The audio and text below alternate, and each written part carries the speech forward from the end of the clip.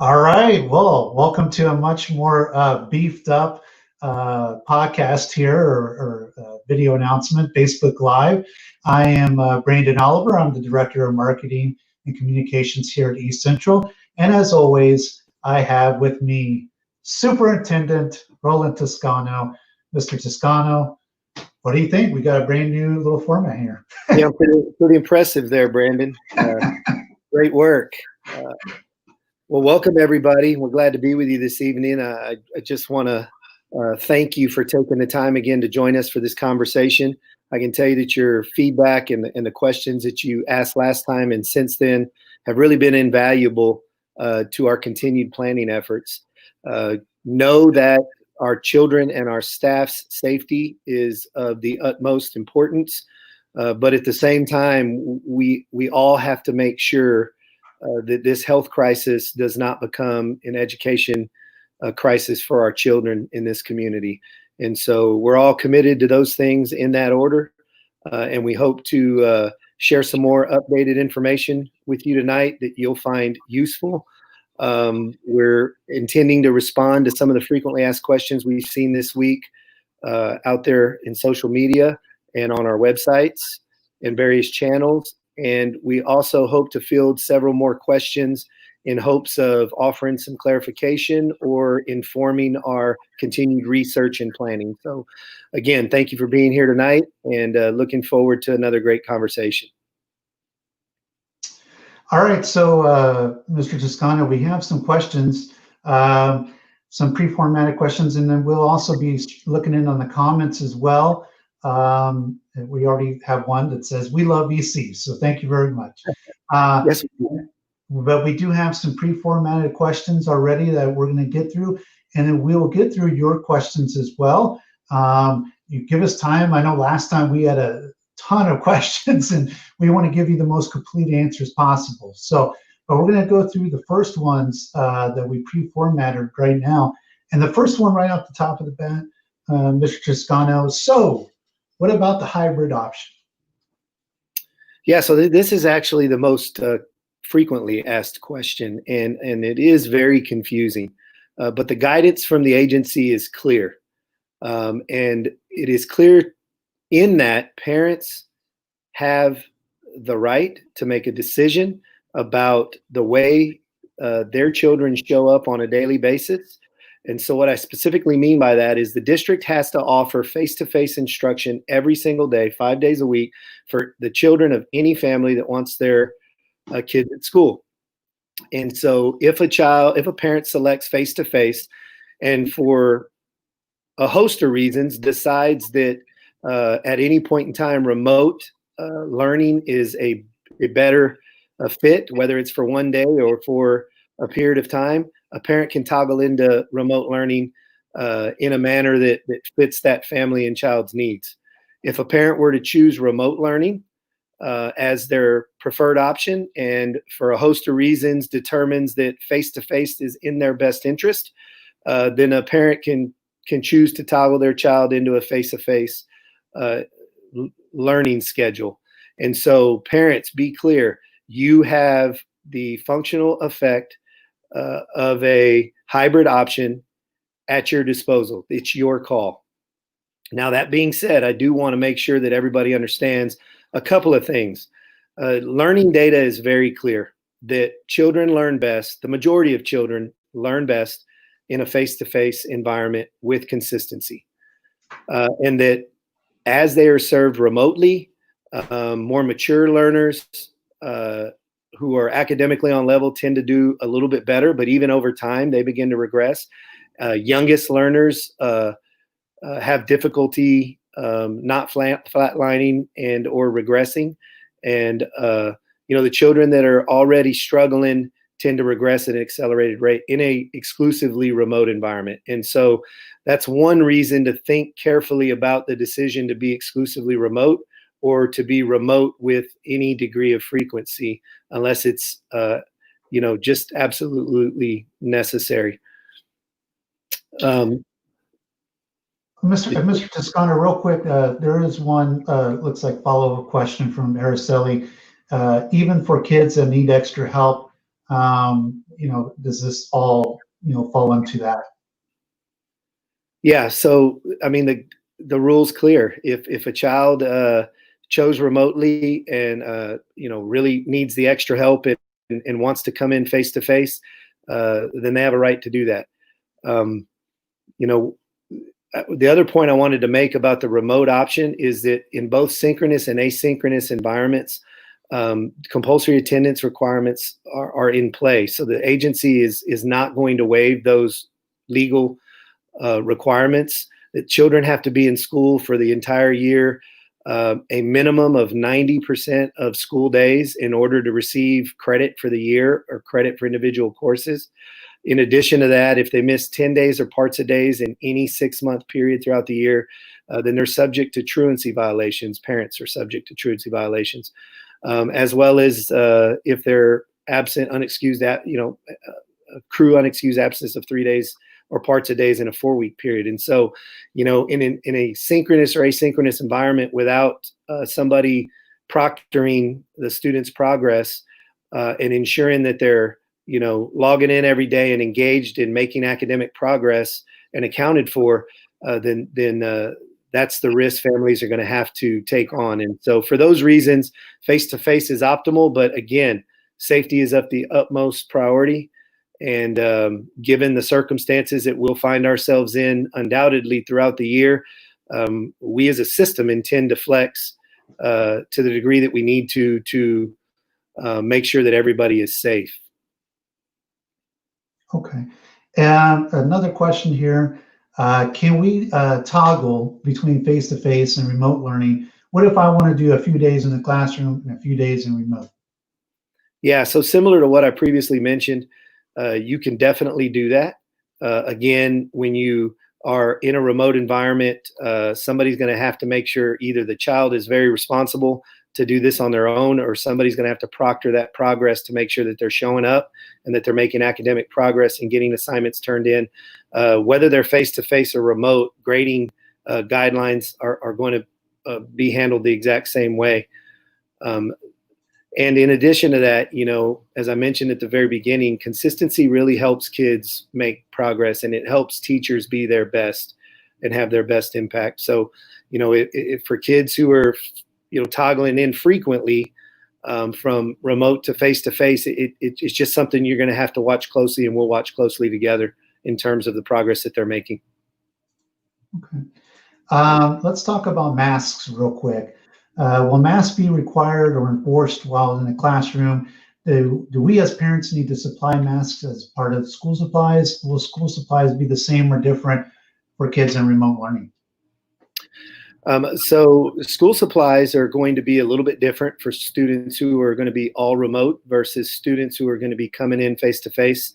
We're also in the process of updating our school supply list. That was a great question last time we got together about that, to make sure that we can minimize to the degree possible that students have to share supplies. And we are going to incorporate protocols for disinfecting where supplies are going to be utilized by more than one kid in a day. As far as masks go, if we were starting school today because of the local order, masks are required.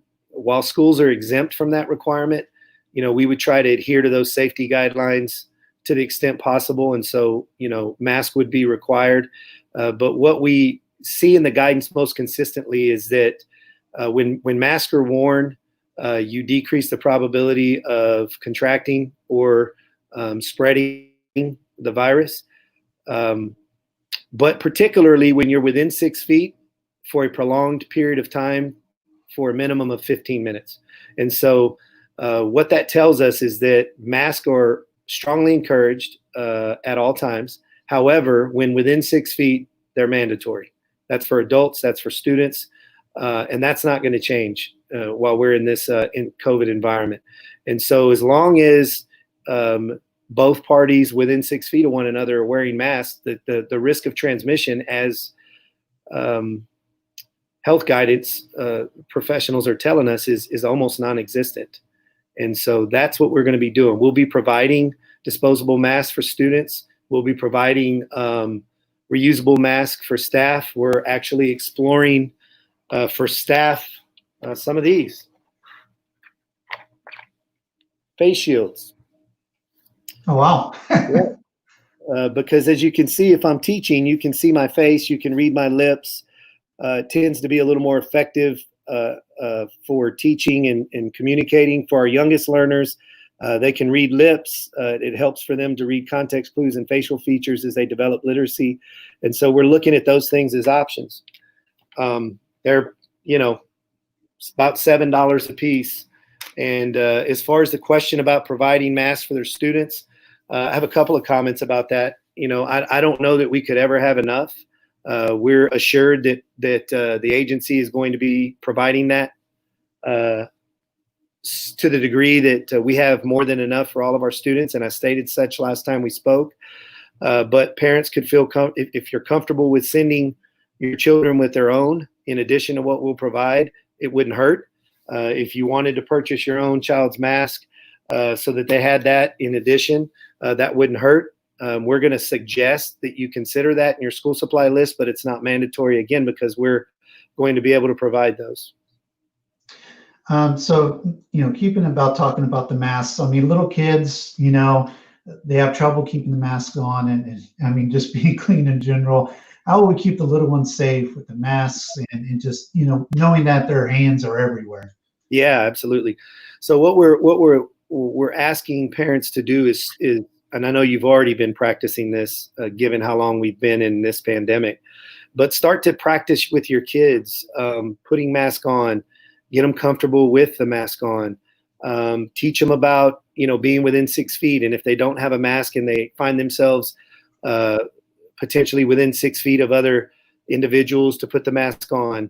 As far as the little ones are concerned, even considering school clothes that that require lower maintenance, if elastic waistbands for the little ones instead of blue jeans with a belt, the little ones oftentimes have issues with those things, and the least amount of contact, the better. Shoelaces for the little ones, and us having to help them with tying and untying shoelaces, if they're Velcro while they're at school. All of these kinds of things that we can practice and prepare for at home are going to help us in school to keep the kids, with the least amount of contact with us and with one another.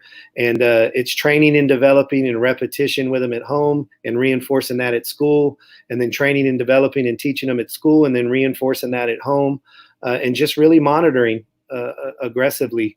And, those skills will develop over time. Is there going to be any sort of consequences or any kind of rulings about, if the kids aren't wearing their masks or anything like that? They forgot their mask at home, things like that. Was that taken into consideration, or is there anything about that? Yeah, so those are code of conduct issues at this point. If we're requiring masks, at any point in time throughout the day, and we provide those, we're expecting kids to follow those guidelines. We know that kids are kids, and sometimes they forget them, sometimes they lose them, sometimes they damage them, and sometimes they're just a little not their best selves and are being a little difficult. But our effort is always to educate, to help kids understand why we're asking them to follow a particular rule. Because we said so doesn't consistently work, and we don't ever approach things that way, particularly when it's the first time that a kid commits an infraction. Most kids, most of the time, when they understand what we're trying to do and why, they follow directions. But when they persist in not doing so, we are talking about our protocols administratively for escalating our intervention. These kids who are just going to be the most resistant, who are just having really bad days, but putting themselves and others at risk, are going to find themselves in an alternative learning area in the building where they're that particular day or for a period of time till they can, get right, if you will, are going to be receiving remote instruction on campus as one possibility. And of course, remote instruction at home is always an option if face mask or PPE are just something they're not going to do. All right, so switching up for a mask real quick. And by the way, thank you everyone that's commenting right now. We will get to those questions in just a second. We had some pre-formatted ones that we're going through, but let's talk about technology for a second. And specifically, will technology be issued to remote learning students, and how? So we're going to send out a follow-up survey, the one we sent out last week, just before 2 weeks prior to the start of school. And in that survey, we're going to be asking you to make a little bit of a firmer decision about whether you intend to send your child face-to-face or whether you intend to be fully remote. For those that indicate fully remote at that time, then there's going to be an additional series of questions in the survey that give us an idea about your household, your access to Wi-Fi, cell service, laptops and mobile devices and technology in general. And then through the by aggregating those responses, we'll be able to prioritize a list of need, and we'll start to distribute phase one technology and support for technology connectivity to those that are remote only initially. As a very quick follow-up, we're going to send the same survey to every family for every student who is intending to come face-to-face, because we're anticipating that at any point in time throughout the year, we could have a short-term closure or a more lengthy closure, and then have to toggle everybody to remote during that period of time. And so phase two technology distribution will happen shortly thereafter, and that'll be the same series of questions generating a prioritized list so that we can then begin to distribute technology to meet the needs of students and households who are not necessarily intending to be fully remote. We do have a pretty healthy inventory. It was plenty in the spring because nobody was in our buildings. A huge percentage of the devices that we distributed in the spring are intended for in-classroom day-to-day learning, but we are purchasing an additional 500 laptops, with another 500 coming as soon as we can gain access to them. Will that meet the need of every household in our community? We hope, and we're optimistic, but I think we're all going to have to work together to make sure that that's not the barrier preventing any of our children from being able to access our learning or teaching. So keeping up on technology, for those that had issues with connectivity during the spring, we're our rural district, right? So, but are those issues being addressed and fixed? So I think I'm going to assume that question has a couple of parts. The first I just mentioned or spoke to, and that is the access to devices, access to Wi-Fi, access to cell service or a hotspot. But I think the other part of this question might have to do with connecting with Google Classroom and maybe some difficulties in need of some tech support or a help desk kind of service in real time, so that the child's access was not denied for any substantial period of time. So Google has added significant enrichments to Google Classroom and Google Meet that we think that we know is going to be a much more robust and user-friendly and reliable learning management tool. But in addition to that, we're working right now as we speak as a team across the district to stand up a multi-layered help desk system where if we get it right, a child who is attempting to log in to receive synchronous instruction or attempting to log into our management system to access asynchronous instruction who is having a hard time will have immediate access to a real person in real time to help them through that connectivity issue. Because again, if they're not making progress on a daily basis, they're not going to be counted as in attendance, and that's going to affect our funding on our end, but more importantly, their learning and subsequently the potential violation of compulsory attendance law requirements. So we're going to work really hard to make sure that we have something that's very reliable for tech support, tech help, and that it's multi-layered and there are contingencies built in. All right, so the next question, we're going to talk about teachers for just a second. Obviously there's face-to-face learning, there's remote learning, whether it's synchronous or asynchronous. Will this be extra work on the teachers? Are they just going to be bogged down, or what's going to happen with our teachers? the one guarantee is it's going to be different work. To the extent possible, we're trying to make the work very familiar, very similar. As I indicated in a message to teachers last week, we're starting curriculum writing tomorrow. We're standing up the framework and the tools and the resources for teachers when they return to be able to build out their asynchronous learning platform through their Google Classroom. We're going to have instructional videos, instructional materials and resources, and again, templates for them to just populate their specific classes to the extent possible. We do have some very unique courses across the district, electives, singletons that may not be built out by the district, the degree to which some of our core content academic courses would be.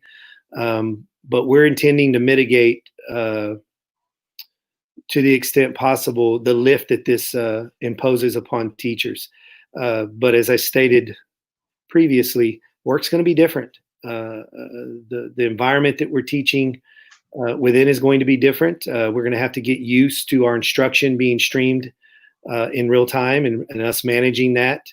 At the same time, we're managing a smaller group of students face to face than we would be familiar with, in the previous model.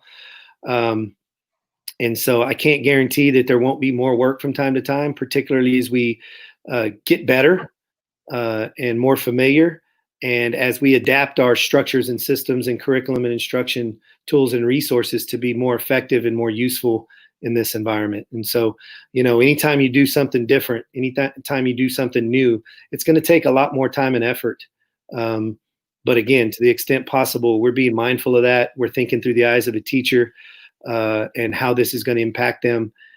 Because if we overwhelm them, they're not, ultimately kids are going to suffer. And so we have been and will continue to work really hard on that. And again, the teachers across the district working alongside our curriculum specialists are going to convene tomorrow up until the start of school to build this out.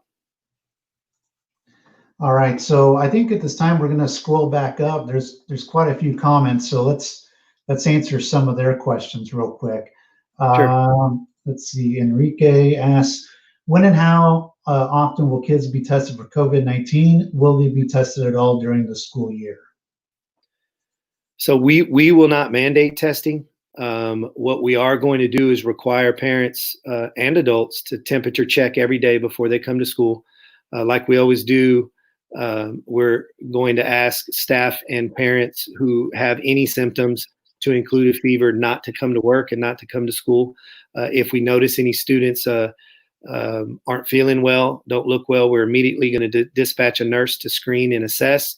And if they have any symptoms or a fever, we're going to quarantine on site and then enact our protocols for getting them the care that they need and getting them where they need to be, and then initiate contact tracing and all of those things if we find out that they had a positive test. An interesting thing that we learned this week from the agency is that it is not recommended for children to be forehead temperature checked on a daily basis, that it's unreliable because the devices themselves have tremendous variability depending on the manufacturer. They're affected by ambient temperature in the surrounding, and quite honestly, children who have COVID-19 rarely exhibit any symptoms, and in particular a fever. So that was a little bit of somewhat news to us. But again, I think the most important piece is that we're monitoring ourselves, our children, on a daily basis before we ever get to work. Complete the screener at the start of every week and then self-assess throughout the day and on a daily basis, because again, we want to take care of ourselves, but we also have an obligation to one another and our community. And so we're going to rely on one another to make sure that we do this well. Thank you very much, Enrique, for that question. We have another one from Yola. She's having difficulty registering. Can you talk a little bit about the timeline for registering? I think there's a perception right now that they have to register right now, online. And so can you talk a little bit about that? And if people are having difficulties with registration, what can they do? Yeah, so we were pretty concerned that when we sent out the information last week for parents to choose, at least preliminarily, for our ability to schedule their intentions for face-to-face or remote learning. We were worried that was going to confuse folks into thinking that was registration. And so, Brandon, if you don't mind, if you have the ability to go to the district website on the registration page, maybe we can give those with us today a little bit of a tour of the step-by-step process, and maybe give them some points of contact if they're having any difficulty. Absolutely. So I brought it up right now. The main link to go to the registration page is ecisd.net/registration. And just added today is a Talk to Us button feature that goes straight to our registration folks. So if you are having an issue, you can click on that. It will open up the form. You can dictate, what the issues that you're having, and our registration folks will have instant access to that. For most people, they're going to choose returning students, but there's also other options like new to district, pre-K, kindergarten, back to school, and text connect fax. But most of them will be returning students. And, we are having our returning students register. They're jumping on this new system, and we're trying to be safe and not having everybody come to campus and register. But one of the things that you will need to have is that your email address that you use for Text Connect, it should be the same as the student information for the district. You will want to click here if you need to make sure that your email is the same, fill out the form, and they will respond back to you. A lot of parents are asking about portal IDs. Once they get into Text Connect, it's asking you for a portal ID. This second paragraph right here has the form to get a portal ID. We do want to stress that during this time, we have our folks, and they're registering 10,000 students, and we're kind of in an in-between period as far as summer. So you do want to give these folks a little bit of time once you submit the form to when they respond back to you. And then you can find detailed student registration instructions, including photos, right here. You click on the link, and it'll open up, and it will basically give you a play-by-play of how to register, and also the link to Text Connect. And then for frequently asked questions, if you're having some issues during the registration process here, you can click on this link, and it has some like, what if I do not have an account with Text Connect? What if I cannot remember my password? This one I see all the time. What if the 2021 registration button is missing? So there are some frequently asked questions that we have put together for you.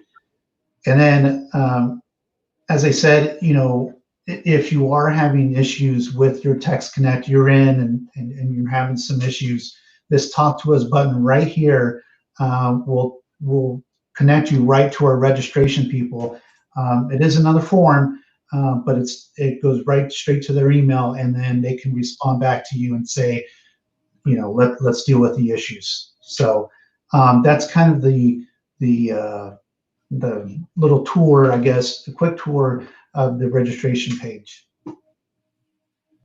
Thank you, Brandon, and Ms. Lopez. Thank you for that question, and I hope that helps. I think what I hope everybody saw was the Talk to Us button. That's actually something we stood up this week on the pages for every single department and for every single campus, so that if you're trying to get information about registration, you have a Talk to Us button that's going to go straight to the folks that are directly responsible for registration, and you'll receive contact from them really quickly.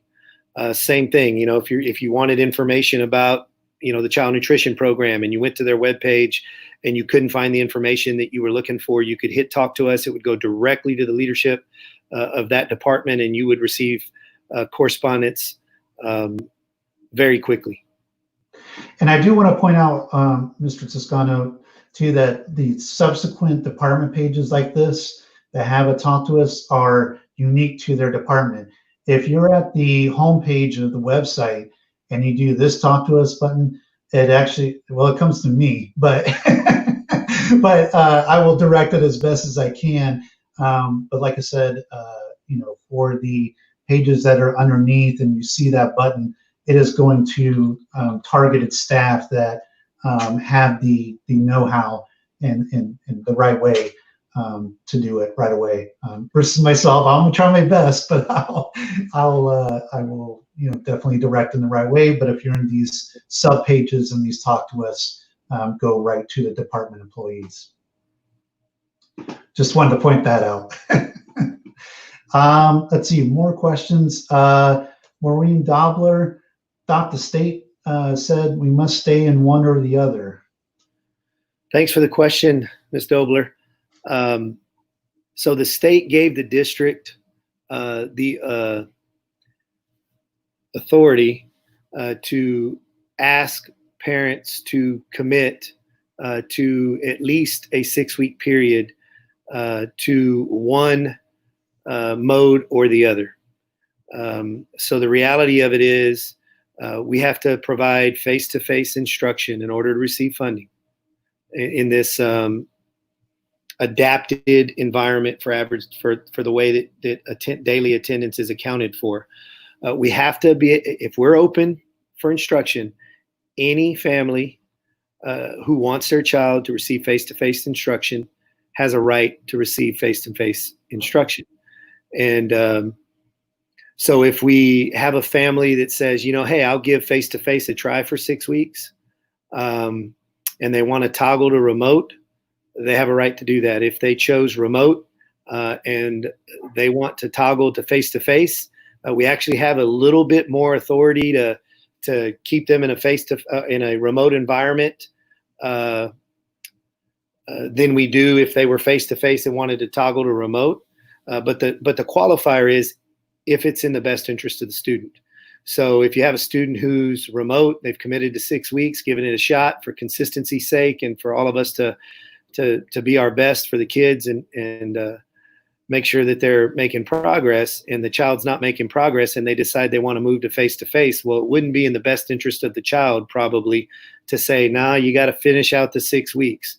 And so that's the position the agency's taking. And that's where that's tied to funding and accountability. And so for those reasons, we can encourage it. Again, consistency is better for all of us. It helps with the logistics and the ability to keep everybody safe and maintain distancing and all of those things.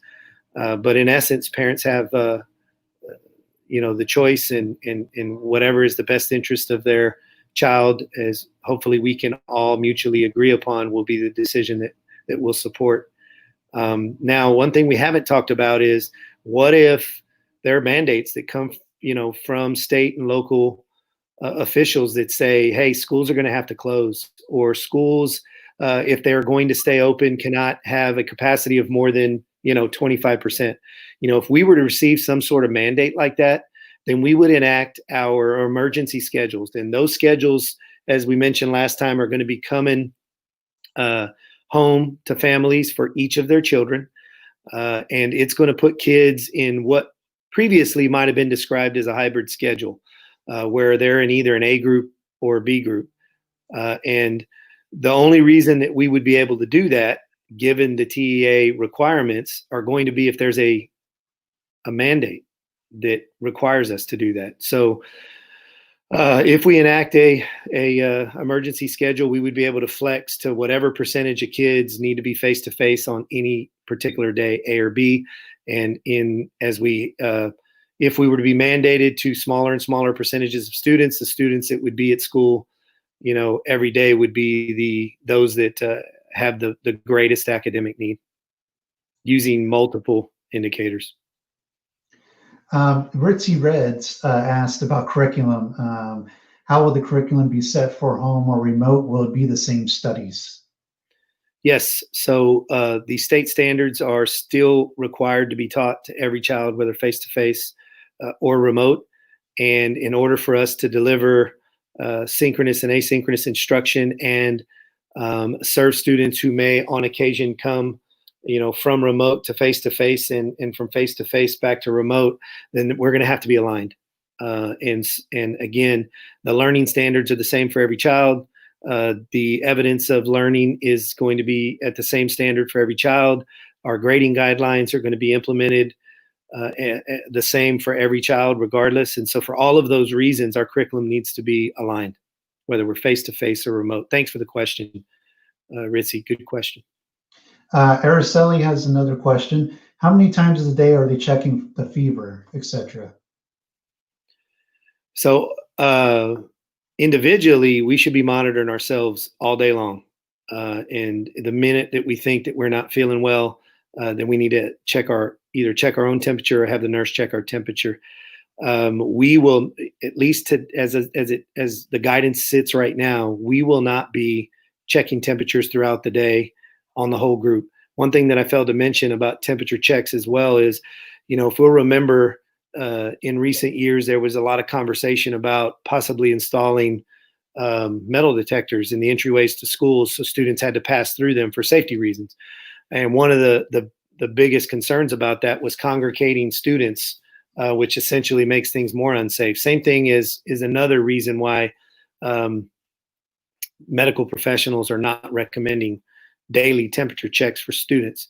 The bottom line is we got to observe children very aggressively and actively. When we see that they're not looking well or themselves, we need to have them assessed by a nurse immediately.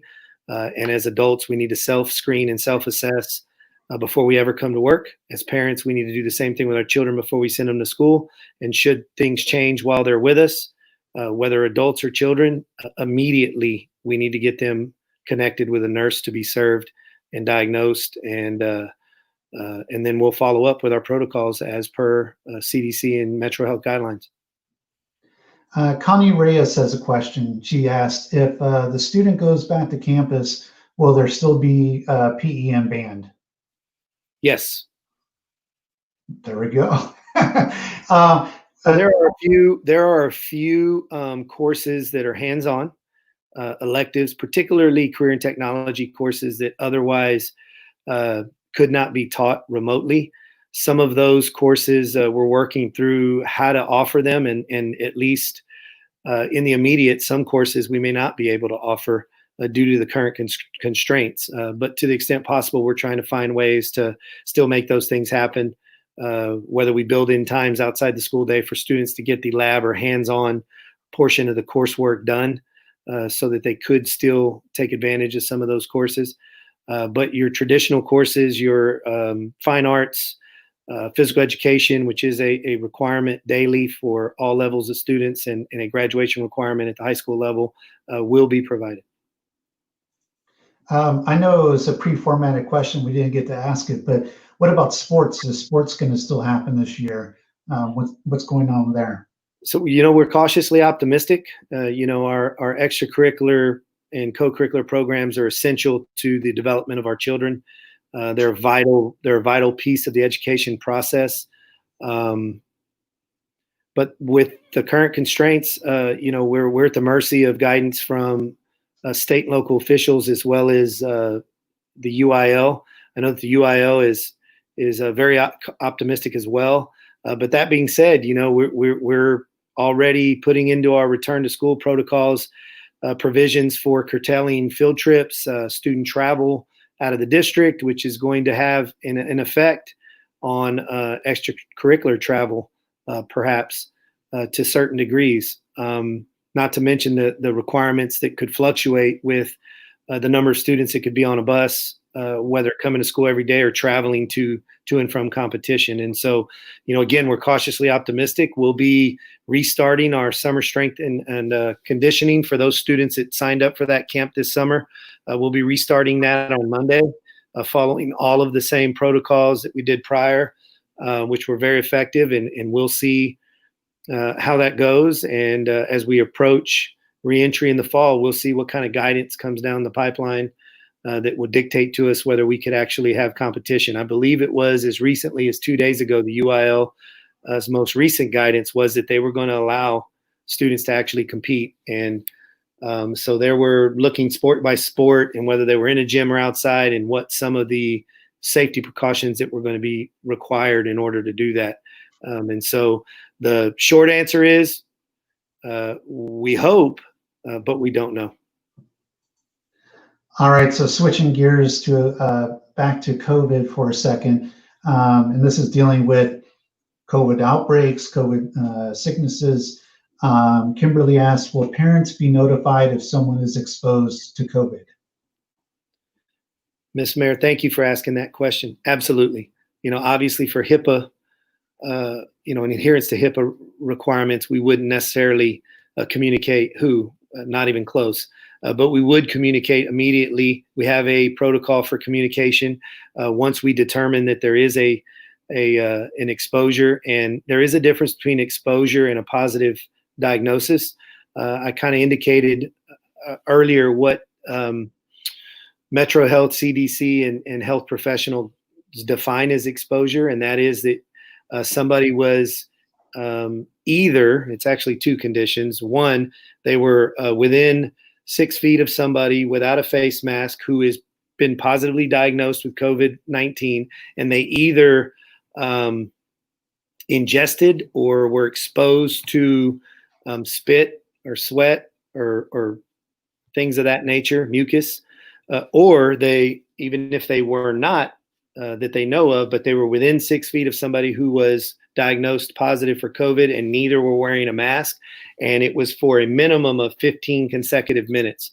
In that case, someone has been exposed.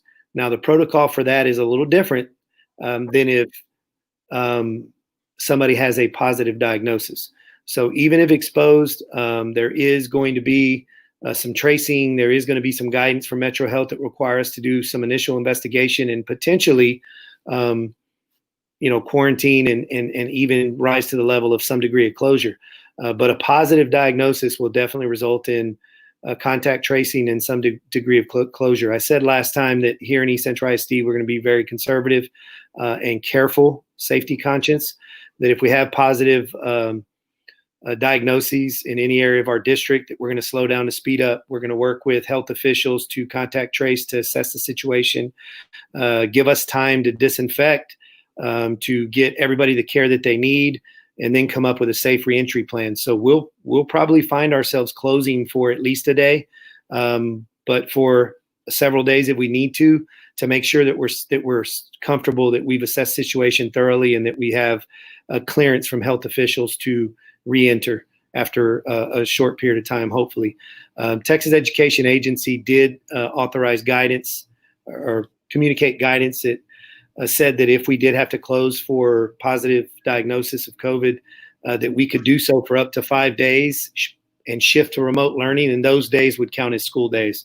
Anything beyond that, we wouldn't be funded for. So we're in Bexar County as school districts, kind of standing together and saying, we need a little more flexibility than that, because circumstances could be, could dictate that we need to close for longer than that to make sure everybody's safe, and to force us to shut school down and not even offer remote learning, we feel like is detrimental academically. And so we're hopeful that there's some waiver opportunities possibly in extenuating circumstances when we re-enter in the fall for situations like that.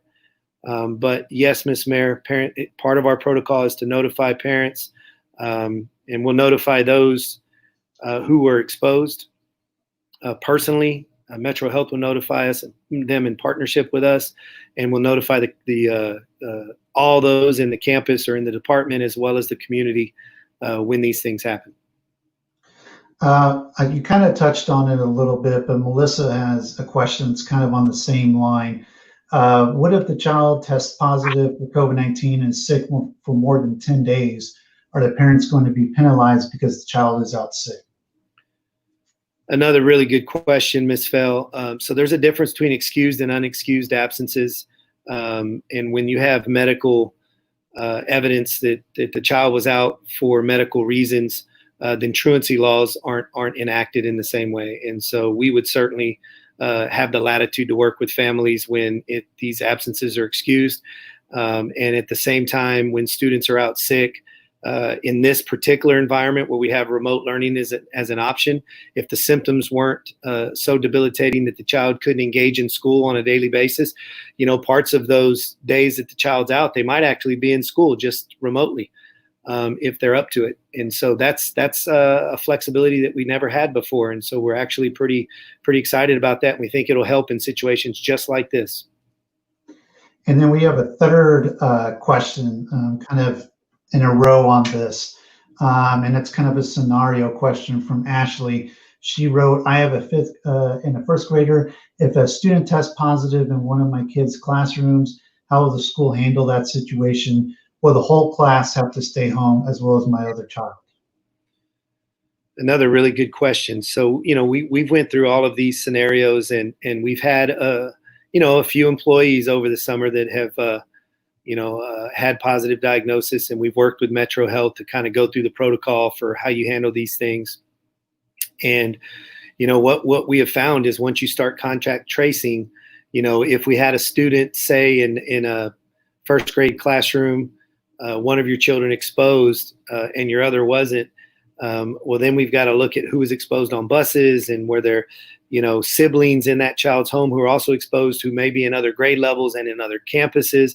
After that initial investigation, if we determine that the web is pretty far and wide, then we may consider a shutdown of the entire district until we can get a handle on it. If we determine that the web is localized to a particular campus or a particular classroom, I think we may have a less restrictive or a less broad shutdown, but at the end of the day, in the spirit of slowing down to speed up, we might find ourselves shutting down the district to make sure we got a handle on it and a safe reentry. And we might shut it down for a day, toggle to remote, and then come back to school. It'd be very difficult to start staggering which campuses were open, which campuses were closed, which students have to come back and make up days in the summer, which campuses don't. If we still got to work through some of that thinking, but we think that could get out of hand if we weren't just slowing down to speed up, do the right thing, and then get everybody back safe and move forward. All right, so let's talk about buses for a second. We had a question about buses. What is that going to look like as far as students being on there, wearing masks, that sort of thing? So we're kind of still working through the details. We know that we're going to disinfect seats before students get on the bus and after they leave. We know that we're going to be asking them to wear PPEs or face guards.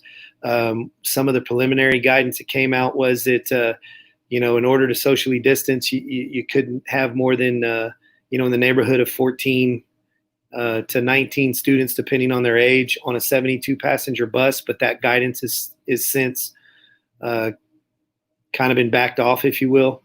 So we're definitely going to follow a very rigid protocol for students getting on the bus and getting off the bus, as well as for our drivers and monitors who are serving children as employees on the buses. And as we get a little bit closer to reentry, we'll detail those final decisions out to the community with plenty of lead time. I'll say that, our questionnaire we sent out last week, so far, we're looking at about 50% of families that plan to come back face-to-face and about 50% that are still kind of sitting on a remote only decision. We expect that to fluctuate as we get a little bit closer. But the point I want to make about transportation is, of those that plan to come face-to-face, only about 25% say they plan to ride a bus. So, if that pattern were to continue, then our ridership would be very controllable. And we would probably more often than not be able to adhere to the very, very restrictive guidelines that came out early. And so we'll just kind of have to adapt as things unfold. And again, we'll detail those procedures. We have preliminary procedures, but we'll detail those procedures out to the community as we get closer, as well as our procedures for every aspect of the school day. I may not have mentioned that something that our principals are working on with their leadership teams is creating a instructional video for families to view with their children that is campus specific. It will detail from the moment their children get on the bus to the moment they get off the bus at school, or from the moment that a parent drops them off, exactly what the procedures are going to be, the paths that students are going to travel, and all things as it relates to distancing, to sanitation, and all transitions throughout the day until the child leaves and is delivered home. And so we're working on that right now. I think all of these things together, as we approach fall with several weeks of lead time, are going to help us all decide what's best for our family and our child. Carmen has a question, and it goes back to, I think, cleaning and custodial. Are you going to clean classrooms every day? Yes, and not only are custodians going to clean classrooms, but our teachers are going to be wiping down surfaces, and supplies frequently throughout the day. We have hand sanitizer dispensers in every classroom, in hallways, restrooms, all over our facilities, and our principals are continuing to audit their facilities to make sure that hand sanitizers are everywhere kids will be and staff will be. Our custodians have intensified their cleaning and disinfection protocols. They're going to more frequently hit all high-touch areas. We're talking about playground equipment, door handles, doorknobs, tables, chairs, restrooms, and sink handles, etc. We're going to clean our restrooms 4 times a day at a minimum. We purchased e-mist, electrical charge spray disinfection technology systems. We've always had them in the district, but we have not had one at every single campus and every single department. And we're going to start the year, and they'll be used daily. We'll continue to partner with a company that is a third party that comes in and does a comprehensive deep disinfection process in every building and every department, and all of our buses and vehicles, tables, chairs, cafeterias, every space in the building, libraries, etc. And so it's definitely an intensified cleaning protocol that we've been utilizing this summer and will be utilizing going forward, that will entail classrooms being cleaned frequently, multiple times throughout the day and week. And actually, I kind of want to, let me show, we have, these are still in draft mode, but we have like this fall school reentry procedures and the custodial cleaning. I just want to show that real quick. And just to show like the full breadth of what, everybody here at the district is doing and putting in the work and giving it their all as far as, trying to come up with every single scenario and procedure. Mr. Toscano, do you want to, speak to any of the drafts here? Yeah, well, just, as I was mentioning, this is, we've had an emergency reentry planning committee that's been working the better part of the last 2 months to really think about every aspect of our daily operations and developing a safety protocol that includes disinfection. It includes, how people in those spaces are going to be organized and interacting, how we're going to respond to positive cases, how we're going to handle things in the clinic, how we're going to handle things in the classroom, in the cafeterias, on buses, etc. And this is something that's a living document. It's going to be stamped draft until we're ready to launch, and we're going to continually reflect and reevaluate on our protocols and adjust them to reflect our very best thinking at the moment, and using all of the guidance that comes from state and local officials, as well as, and most importantly, our health professionals. But this is what we're using to guide all of our work. Our staff is going to be trained. They're going to get to practice executing all of these guidelines before students ever arrive. As I said before, principals are going to prepare an instructional video that incorporates a lot of this as it relates to your children's daily experiences throughout their school day. And hopefully that will serve as initial training. And then when students arrive on campus, we're going to take them through several practice sessions as we teach them their routines, which is what we'd always do when students came to school in terms of classroom and daily routines, but definitely intensified with a emphasis on safety during this time under these conditions. Definitely. And can we show the fall plan as well? The Sure. draft. As you tell, this is the draft version of the fall plan that you all will see. I mean, we're just in the table of contents, but it's going to be quite, you know, it's going to be quite detailed. And so we will get those to you. I mean, when do you think parents might expect to start seeing some of these? Well, a lot of the information that you're scrolling through right there is actually driving our communication plan. So what you're looking at right there, or potentially, that's our emergency schedule. So that's reflective of what parents are going to be receiving in the upcoming weeks regarding the emergency schedule. This is an example of a daily schedule for a child, which they'll be receiving before their child comes to school. Logistics about what their daily schedule would look like. And so this is our handbook that details everything that we're going to be doing. It's a living document that all of our employees will anchor their decisions and their behavior daily to. It is what our principals are using in their campus leadership teams to design their scheduling, their instructional arrangements. It's what we're utilizing to stand up our synchronous and asynchronous remote learning platforms and curriculum instruction resources. It's what we're using to communicate with you guys today. This was in the plan. And so, I'm glad you're sharing this, Brandon, but what we hope to convey is that we're not taking any of this lightly. We're planning for contingencies, for the contingencies, for the contingencies. We're scenario planning. We're listening to the commissioner twice a week. We're convening at all levels through job alikes with our colleagues across the city and the state. We're paying attention to things that are coming from local and state officials. We're incorporating those things and those best practices into our planning to reenter in the fall. So again, our goal is safety first, but we know that this public health crisis cannot become an educational crisis for our children. What happened in the spring is already going to have detrimental effects on all of our children's learning.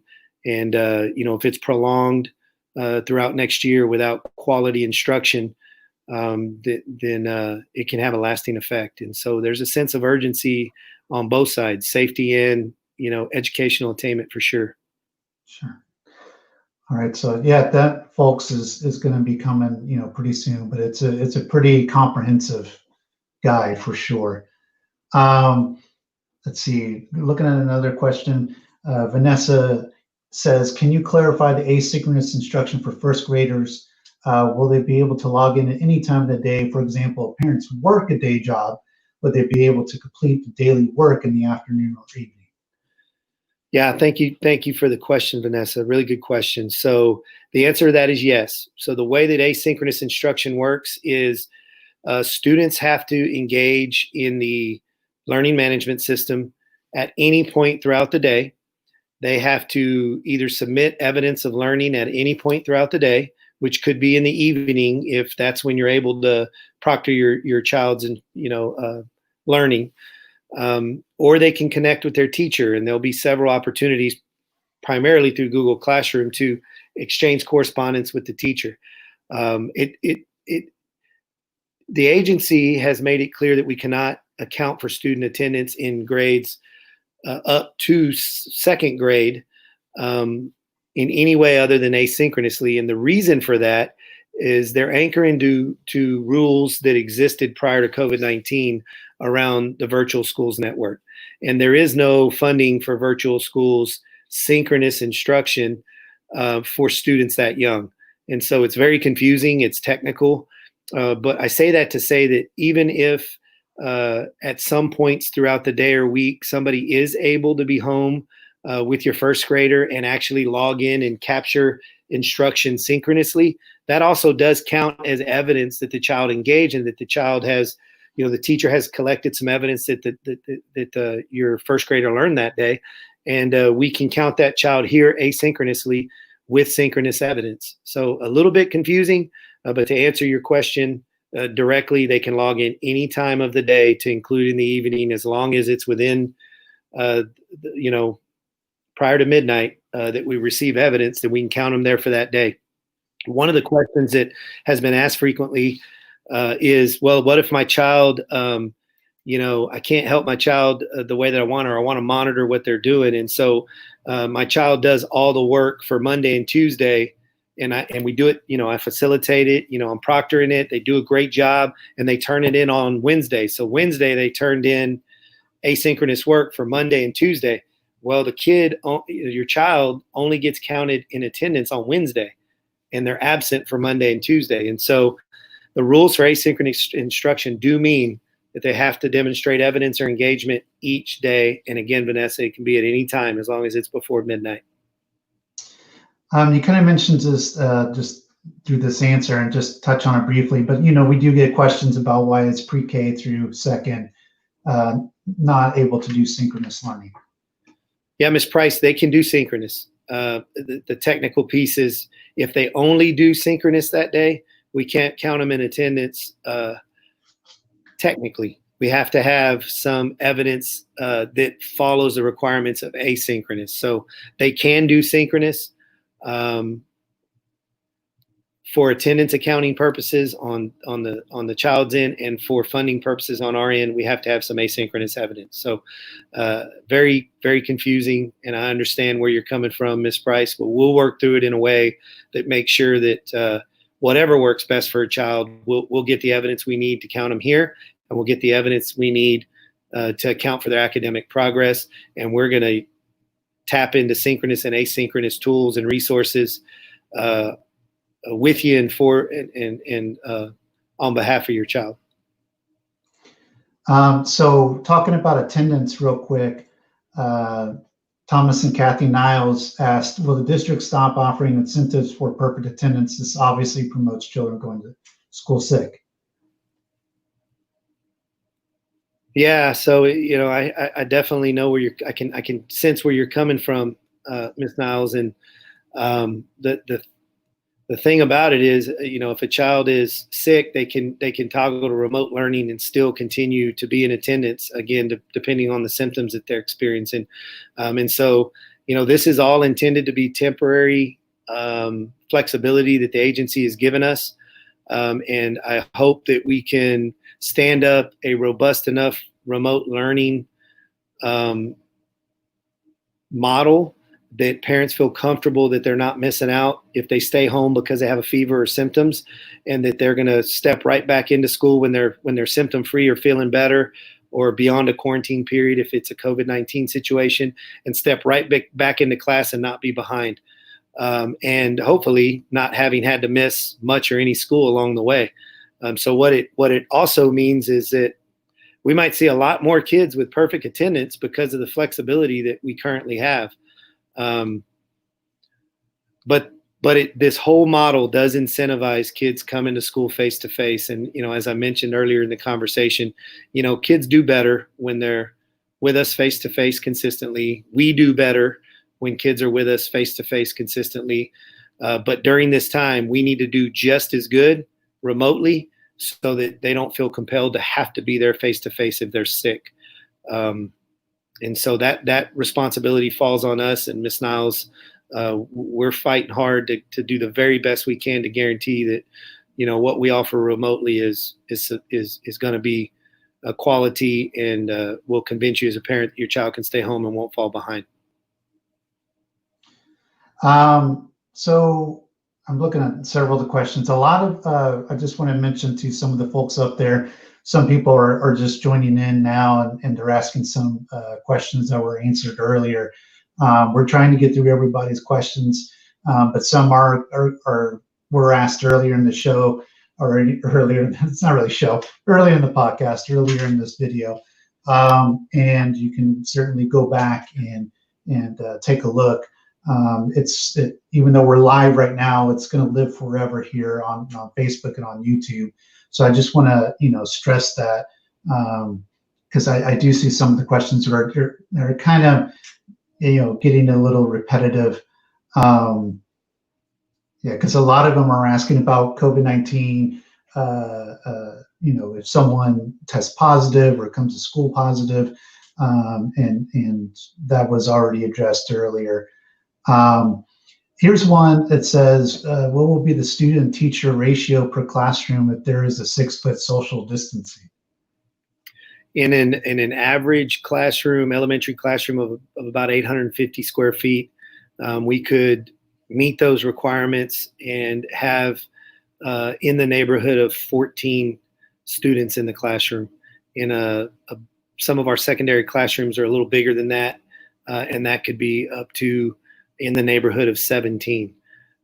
Based on our preliminary survey, it sounds like unless there's a substantive change as we get closer to reentry, we're looking at in the neighborhood of 50 and maybe up to 70% of our students in our buildings on any given day. And if that's the case, we'd be able to be within that student-teacher ratio and control that pretty well. I see a few people saying answer Selena Brock's question and Christy LaFleur's question. You might have to ask it again, just right, because what will happen is there's so many questions that get asked, they get bumped after so long. I'm not able to bring them back up. Another one says, let's see, more temperature stuff. Will the district be hiring more nurses and custodians? So we're going to be fully staffed with nurses and custodians, and we're confident that the level that we're currently staffed at will be able to follow our protocols and take care of our facilities and our students and staff adequately. But we're prepared to respond with additional staffing should we start to see that the need dictates that. Nicole Garza asked about the numbers from the survey yet. How is it looking? So far, early results. And I do want to say that we are actually extending the survey into next week. I know originally we said the deadline was today, but we're going to extend it for another week. But I'll let you talk. Yeah, so I do want to put a plug in for responding to the survey if you haven't had a chance to do that. Again, it really gives us an idea for scheduling purposes, and it also enables us to have a better sense of, what it's going to look like in our buildings and in our classrooms. As it sits, today, we've had in the neighborhood of 30% of our families respond, and the largest percentage of those are families from the high school. Quite frankly, we've had a lower percentage of elementary families respond, but the overall percentages are about half feel like they're comfortable coming back face to face, and half are still uncertain that they're choosing remote at this point. And again, of those who say they're willing to come face to face, only about 25% of those say that they plan to ride the bus. So if those numbers hold true, Nicole, we would have the ability to very easily manage the ratios of students on our buses, ratio of students in our classrooms, and in all of our spaces as they travel throughout our buildings. But we'll see as we get closer and we learn more about the guidance and we see what's going on with COVID-19, and we can communicate more definitively and clearly about what all our processes and protocols are going to look like and what your child's experience is going to be from the moment they step foot on campus or on a bus, and then ultimately on campus for the time they leave, to determine the degree to which you have confidence in a face-to-face option. So at that point, we'll know better what the percentages are going to look like and how that's going to affect how we utilize the spaces in our buildings. Erica Wiley, she wrote, how will rooms be cleaned in between classes and who will be doing that? Yeah, so our teachers are going to play a big role, and there'll be all kinds of different procedures for how teachers want to manage those things. But we'll have, medical grade wipes available in every classroom, disinfection, sanitizer dispensers in every classroom. A lot of times procedures for pickup, cleanup in classrooms are everybody, all hands on deck, and students, teachers, everybody gives it a wipe, and then the teacher follows up and buttons up the details and makes sure that it was done well before students transition or out and a new group comes in. As well as procedures for students on their way out, hand sanitizing, and students on their way in, hand sanitizing. There is another question. How will STAR testing happen and be administered for home learners? Those decisions haven't been made by the Texas Education Agency. We'll wait to see what that guidance is going to look like. The only thing that we do know is TEA did say that the STAR test is on and it's going to happen. I know there'll be only thing that I know we know at this point is there's going to be a more flexible window of time for the administration of tests, and that they will give us more specific guidance on how those tests would be administered for students in a remote only mode. Monica, I'm not sure what she means here. What is the process if there is a level 1 or 0 with the student or educator? Is the entire class quarantined? Ms. Penny, I'm not 100% sure what the question's asking, but I think that it may be asking if we had like an exposure, that somebody in the room may have been exposed to somebody with COVID-19. What would our response be? And similar to what I said earlier, we'd have to do an initial investigation, work with San Antonio Metro Health to get some guidance based on what we know and what their preliminary interviews and our, alongside us have determined about the degree of exposure. In cases where it's just been exposure and there's been very limited contact or exposure by the student who is potentially exposing other students secondhand, is that the student might be quarantined, but the class doesn't have to be. We saw some of that with our employees who were exposed, and actually those that were exposed but weren't positive, actually, as long as they were disinfecting, regularly sanitizing, wearing a face mask, and not within 6 feet of anybody, if they weren't positive but only exposed, they actually were able to, the recommendation was that they came to work. So we may be a little more cautious than that with students, but again, it's case by case, and we're going to follow medical guidance to the letter and err on the side of caution. Christy LaFleur asked, I have an autistic child with sensory issues. Is he still going to be able to go to school face-to-face? Also about the host letter that I need to get. I can answer the host letter real quick. It's at ECISD /police. The host forms are now on there.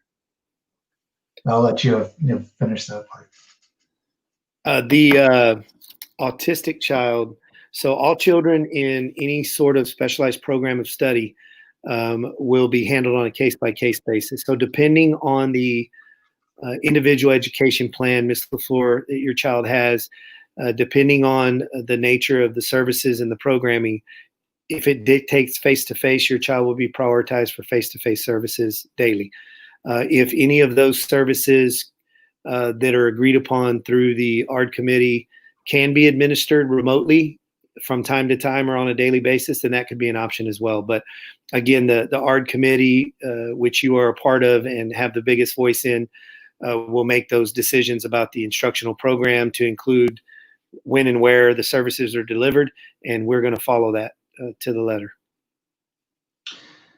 We have another one that's kind of a technical question. Bradley Chandler asked, can we get student email accounts to send and receive from parent email accounts?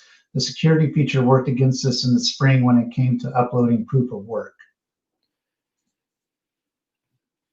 Thank you for that question, Mr. Chandler. I as a parent, also had a little bit of a challenge with that. Brandon, if you would make a note of that, I want to follow up internally to make sure that we've resolved that issue. I'm pretty sure that we have, but before I speak about the details, Mr. Chandler, I want to verify what we've done internally, but know that we're going to solve that problem, and that I'm acknowledging that the fact that it may have worked against us a little bit in the spring, I experienced myself.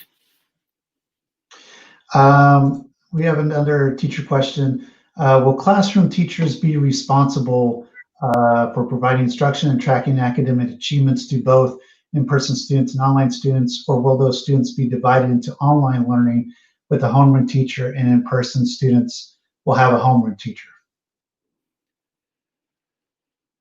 Ms. Gillings, the general answer to that question is that you'll have a roster of students that you'll be responsible for, and some of those students may be face-to-face and some way may be remote, and that those would be the students that you would be grading and reporting on, providing instruction for, and also monitoring their progress if they're asynchronous through your Google Classroom, which is your virtual classroom, as you know. That's going to be new for many of us and a challenge. But I do know that in some cases, some grade levels and some subjects, there's some creative and innovative ways that campuses are maybe iterating or trying some pilot options for accomplishing this, maybe in a little bit different ways. And so, some of that will remain to be seen depending on the team you teach with and the grade level and on what campus, Ms. Skillings. But again, the rule of thumb is every teacher has a roster of students, and those students will be served through their learning management system.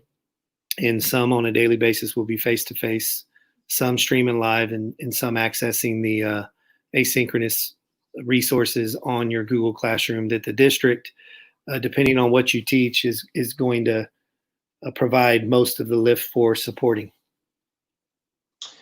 Another question here, will manipulatives be provided for students pre-K through second that are doing remote learning? That's a great question. And I would say the answer to that needs to be yes. But Brandon, if you would also make note of that question, I'll be visiting with teachers across the district and our curriculum specialist, content specialist, when they get here on Tuesday to start the curriculum writing process, and that'll be an emphasis that I'll express, and I will also engage in conversation with our curriculum team about where we are with that progress and what our intentions are vertically across grade levels and subjects. With regard to the resources kids need at home if they're remote.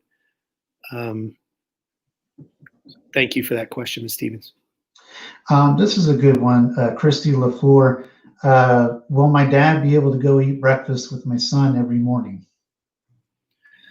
So the guidance that we're getting directly from TEA and from health professionals that we need to limit visitors on campus. And so as it stands today, visitors would not be allowed for discretionary things like this. It's very important to us. This is something obviously all families know we welcome and encourage, but under these circumstances, it creates another layer of requirements for screening, and we believe expands the degree of risk. And so we do have very specific guidelines for visitors, and there will be much more restricted than they typically would be otherwise. And again, we'll share those details as we start to get closer to reentry.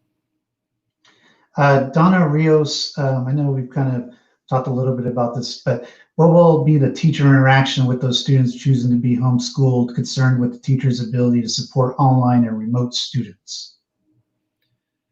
Ms. Rios, I'm assuming that when you say homeschooled, you're talking about the remote learning, not formal homeschooling. So the interaction with those students is going to be something we're going to have to learn to get really good at. If it's synchronous, if it's asynchronous, we're going to have to learn to get really good at that as well. One thing that I'll share is I'm teaching a course at Trinity this summer. It is completely virtual. Of course, these are college students and they're adults. But what I have found is that through a learning management system like Google Classroom and Google Meet, is that I couldn't completely mimic the face-to-face interaction and real-time feedback for me to make adjustments. But I was shocked at the degree to which I was able to really connect and really engage. And enable them to interact in small groups and turn and talks and come back to the whole group and break from whole group to small groups and rotate around to those small groups and rotate around virtually to individual students and provide support. So it's definitely a different experience. It's a different modality, but it's something that, as I said very early on, it's different work for us, and it's going to be a lift for a while as we get more comfortable with it and more familiar and better at it. But it's possible. But again, at this point, I'm not convinced that it's better than face-to-face consistently for any child. But we're going to have to make the best of it. So we're at an hour and 20 minutes, hour 21 minutes right now. Do you have 10 more minutes to keep going? It's up to you. All right, I got the time. Yeah. I see the questions on my end, so I don't know if you're sitting in queue of about several hundred or if we're almost at the end. I don't want to. There's several. So let's see. Here's one right here. TEA said districts could have 3 weeks at the start of the year to be 100% remote. Will we begin in person, remote combined instruction on August 17th instead? Ms. Morganroth, you are paying attention to detail at the highest level. And you are absolutely correct. The commissioner did give us a 3-week grace period this week, which essentially gives us the option to potentially start with a smaller group of students, make sure that our safety protocols and our daily logistical protocols are working so we can practice them and refine them and then feel confident that we can add more and more students. And so he is giving us a grace period of 3 weeks to get that done. And we are in discussions about what that may possibly look like and what we may consider doing. And so it is possible, Ms. Morganroth, that we may take advantage of that to some degree.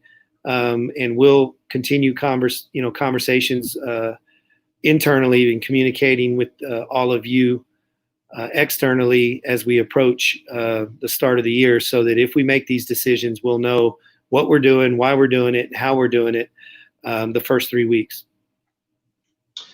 Another question is, will online class be Monday through Thursday? I would think it would be all week. As of right now, our plans are to offer face-to-face and online Monday through Friday.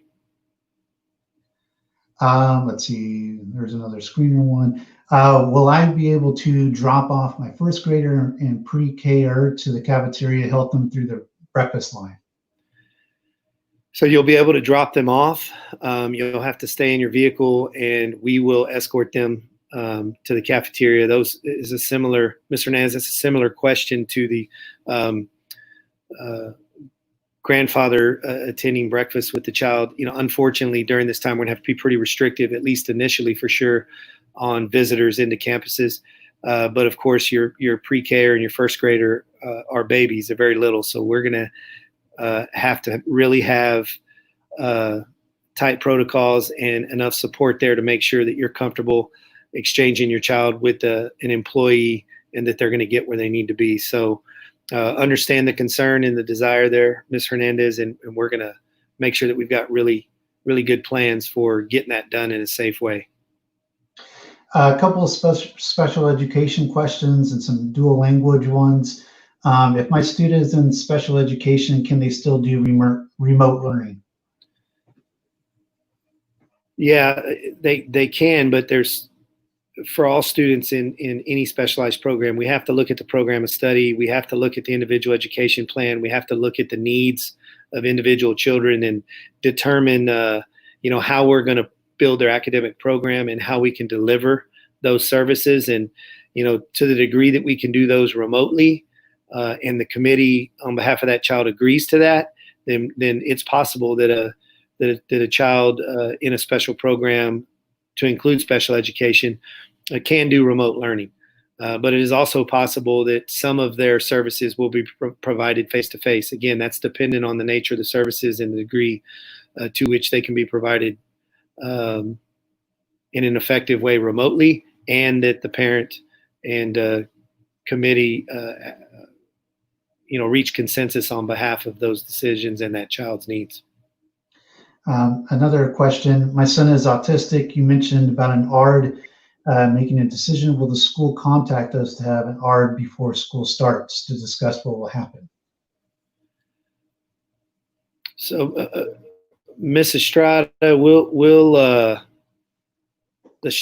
answer to that is likely yes, depending on where your child's schedule is for ARD scheduling, and if the program is potentially going to need to be considered for being changed, then there will need to be a convening of an ARD to make any kind of change to the education plan for your child. So we're making a note of that.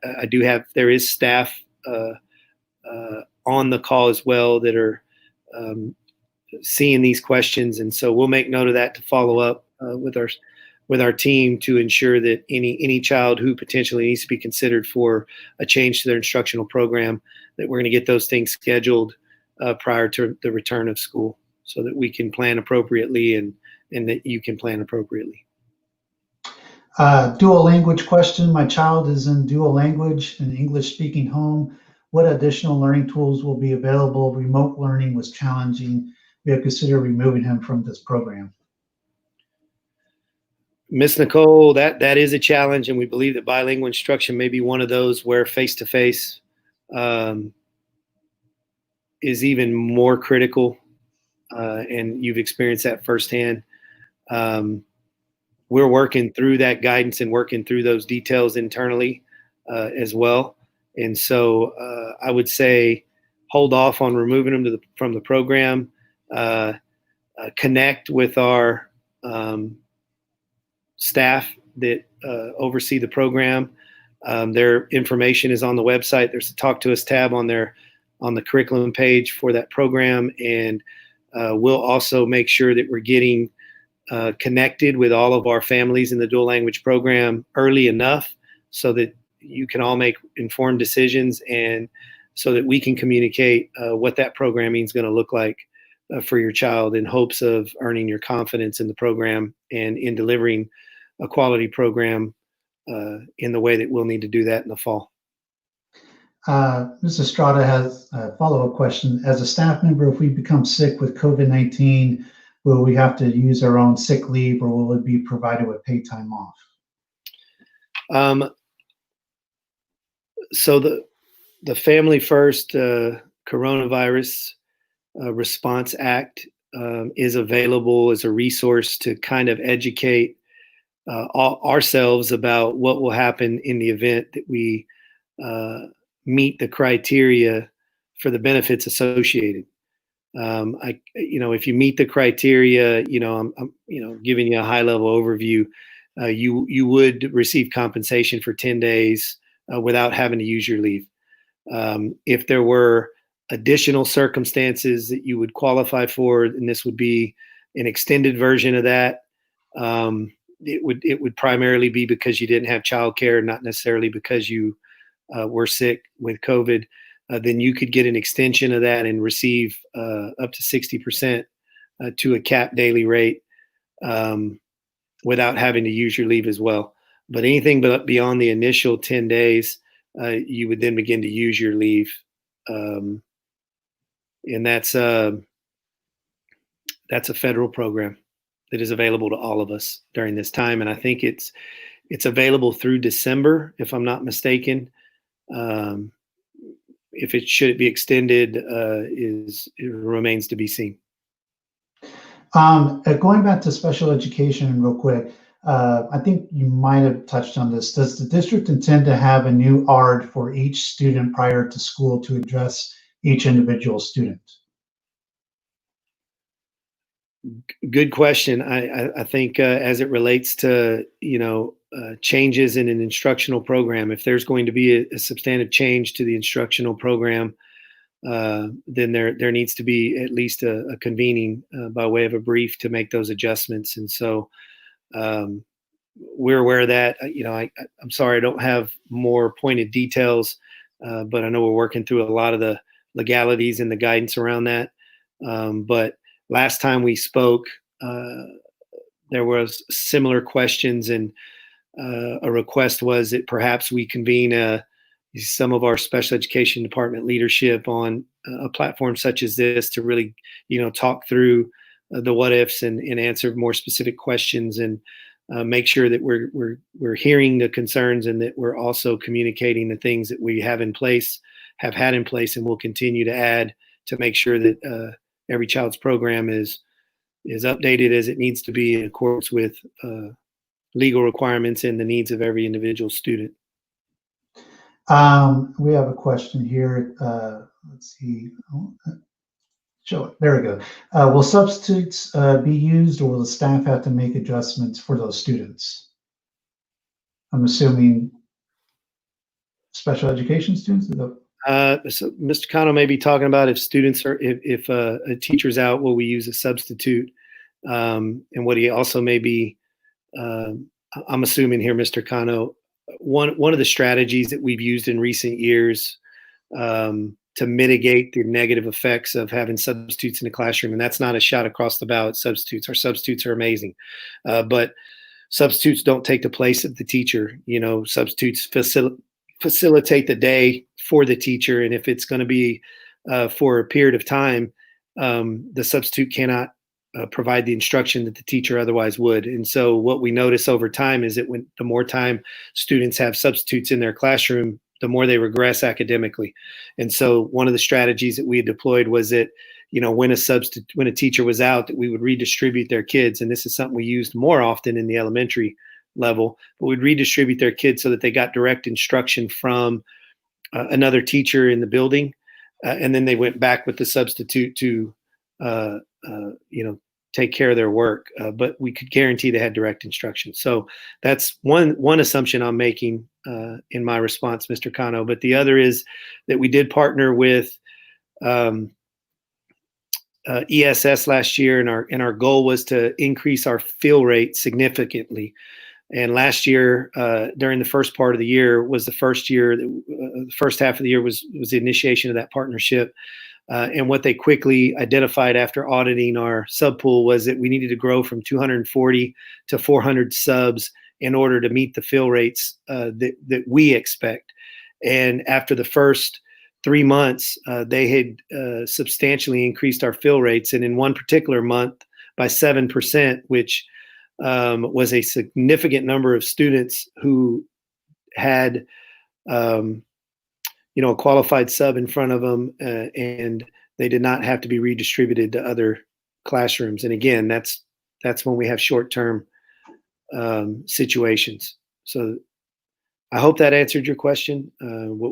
Substitutes are important, and the number of them are important, and the quality of them are important. Because when we don't have enough subs, some of what happens at secondary level is students do get moved around because we don't have enough subs to cover vacant classes. Here's a Meet the Teacher orientation one. What is Meet the Teacher orientation going to look like this year? So our plan for both of those is to do a remote Meet the Teacher. So Ms. Lomas, what we would be looking at, and we actually met with principals today and had this exact discussion, is that the teacher will invite parents to to a Google meeting, and we would be in a conversation like we are today, and the teacher would be able to schedule individual meetings virtually as well with parents if that's the decisions that we've made, and could meet secondary level. It's more of like an open house, and you have larger groups of parents at one time, but it would just be a virtual meeting where we could give an orientation of what the parents could expect and students could expect for the year in the classroom, and answer questions and schedule follow-up meetings if we need to. And the same thing for orientation. To the degree that we can make those things remote is the degree to which we can control for reducing the probability of any positive diagnosis. All right. We're now at 1:30. I'm just going to give you a few seconds. If you're doing good, you're doing good. I think we're. I think we're. I don't mind staying on, but we're starting to answer a lot of similar questions, and I think we'll do this weekly so that we can give updated information and field questions or compile questions throughout the week. But yeah, I don't mind taking a few more if there's some new ones. And I do want to stress to folks, yeah, just like Mr. Toscano said, we're going to be doing this weekly. You know, check out some of the other videos. A lot of the questions about absences, about cleaning procedures. You know, I'm starting to see, just like you, some of the same questions, just phrased a little bit differently. But again, you know, if you just joined us, definitely check out the video earlier on. The GT kids, would they still be able to be a part of those services if they are using remote learning? Yes. And in kind of the same vein, will electives have to be changed for those kids who will do synchronized learning classes like welding, agriculture? I don't see how they could be done synchronized when it's hands-on. Yeah, Ms. Whitley, that is definitely one of the questions that or one of the topics I was referring to earlier when I mentioned some of our career and technology classes that are hands-on predominantly. So we're working through a way that we can schedule time for small groups of students in those courses to be able to do the hands-on portion safely. So we're working on those course by course, and our desire is to offer as many of those as possible, especially those that are the most sought after by students. If a student receives a pull-out program, dyslexia, GT, what will that look like? I'm starting to get a lot of texts from staff that are trying to add information about some of the questions. So our special education director has been on the call. She is putting an FAQ together, and so we'll get a lot more details put together in response to some of the questions we've received today. We'll do the same thing for dyslexia, GT, and other special programs, Miss Longworth. But again, you know, remote instruction, in my own personal experience this summer, has been highly effective. And so it's definitely not going to replace face-to-face, but our services for students in specialized programs can be supplemented remotely in highly effective ways.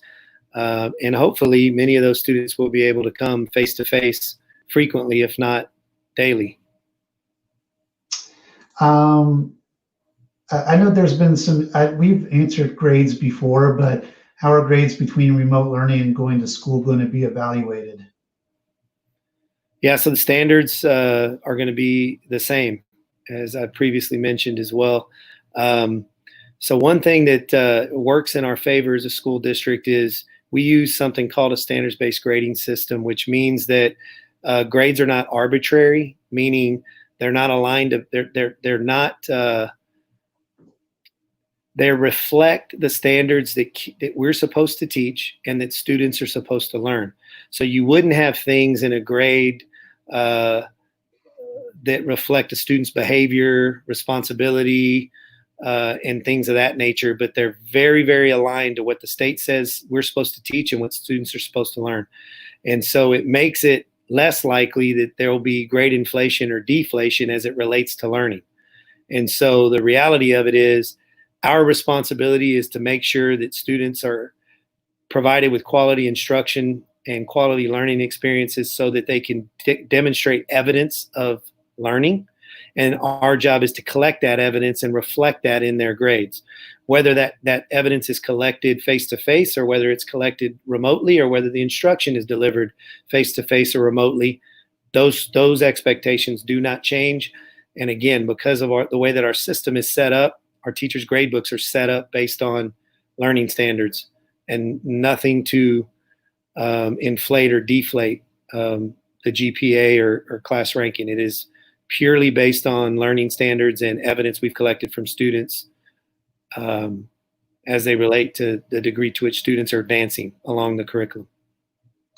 Let's see, Cody asked, first day of school drop off for pre-K, how will they know where the kids go?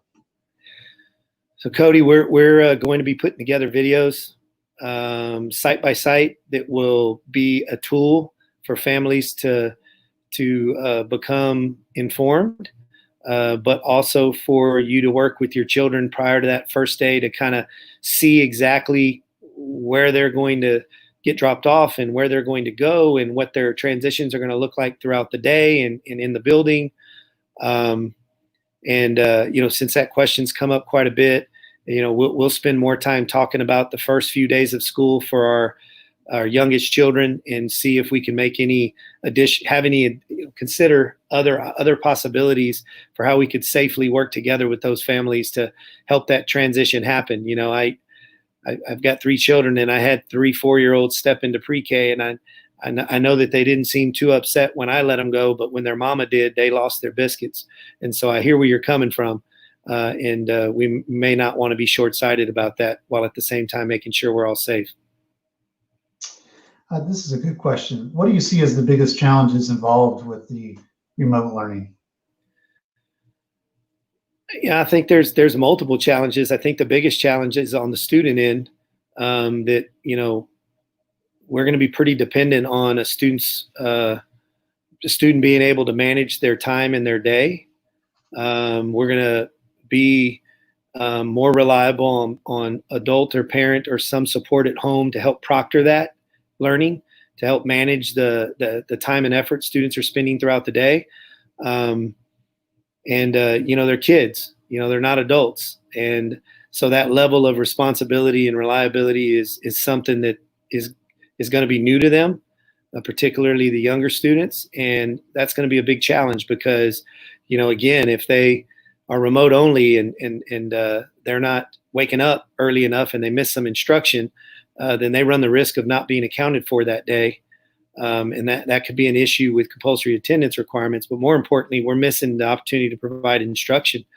So we have a little less control of that. That's one of the reasons why face-to-face tends to be a lot more effective over time. And on the teacher end, again, this is new to us.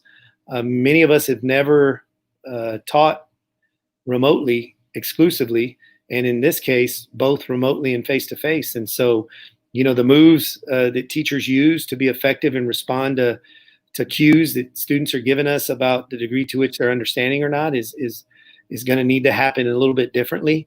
And it's going to take us some practice to get better at using multiple modalities at one time.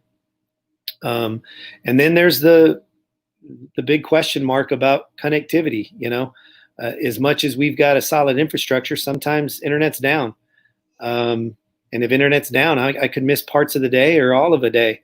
And that's a big deal. That doesn't necessarily happen when you're face-to-face. The degree to which it could happen remotely when we're relying on connectivity and devices and those sorts of things. And so there's several challenges. I think those are 3 of the biggest that come to mind, Ms. Joy. Are there still going to be high school prep days? Are they going to take pictures before the school year and all that stuff? Thanks for the question, Ms. Whitlock. We actually had that discussion today as well. We're going to stand up as a part of the registration process. Depending on the campus your child will be attending, in this case, the high school, it'll take you to the high school page where you'll actually be able to fill out many of the forms that you would and documents that you would complete at prep days. You'll be able to do those things electronically. Our goal is to prevent the need for a face-to-face during the prep day process, but school pictures are going to be something that becomes a little bit difficult to achieve. And so we haven't solved that problem, but most of the reasons why you would have come to prep days, we've been able to digitize. And I think if we're limited, if we can reduce it down to just a couple of things you need to show up for, like pictures, then we can schedule staggered times for a small group of students, do it safely, and still handle those things and do them in a way that is a little bit logistically different than we've done in the past. But a fantastic question, Ms. Whitlock. All right, I'm gonna display this one from Nancy. It says, thanks for this online presentation. Repetitive questions happening. Give Mr. Toscano a break. Meeting next week. Cut it off, Brandon Oliver. Oh man. Man, thanks for saying it from Brandon. This guy's. Yeah, get to work, Toscano. Get to work. Yeah, I know. I slapped on. Well, listen, thank you, Miss Lopez. I appreciate you. But thank all of you for joining tonight. Again, your questions are very thoughtful, and a large number of you participated tonight again, which lets me know that what we're going to do in the fall is very important to all of us, and that you want to be engaged as a partner with what we're doing, and we can't do it without you. And as I said before, this is an opportunity in so many ways. We got to capitalize on it. We're going to do this thing together, and we're going to figure it out. And I'm confident that, that in the end, we're going to have a better school system than we did before. We're going to mitigate all the risks to the extent possible for our staff and our students. And I can't emphasize enough how important your feedback is. And I do want to say we've covered a lot of ground tonight. Face masks, we've covered electives, we've covered buses, special education, and as you said, the special education director will be reaching out to some of the folks in here. Teachers. We went over the drafts of plans. I mean, this is very large scale. And East Central has done a tremendous amount of work for our kids. So, I think it is. I agree with Nancy. I think it is time because we've been doing it for an hour and 47 minutes. But we will do this again next week. And please, feel free to go through the video again. And Mr. Toscano, any final words? No, just keep sending us feedback through talk to us, tabs on our website, through social media, and all the channels that you've been sending feedback. We're monitoring them regularly. I know that you're noticing that we're very responsive on social media. We have staff that monitor daily and throughout the day to make sure that we're answering your questions, giving you good information. The guy with the headsets on is relentless about that. And our goal in the end is just to make sure that we keep the two-way lines of communication open, that we're serving you in a manner that meets your needs and that's satisfactory to the community and to all of its citizens. We listen. Again, we can't do it without you. So thank you. All right. So thank you everybody very much, and we'll see you all next week.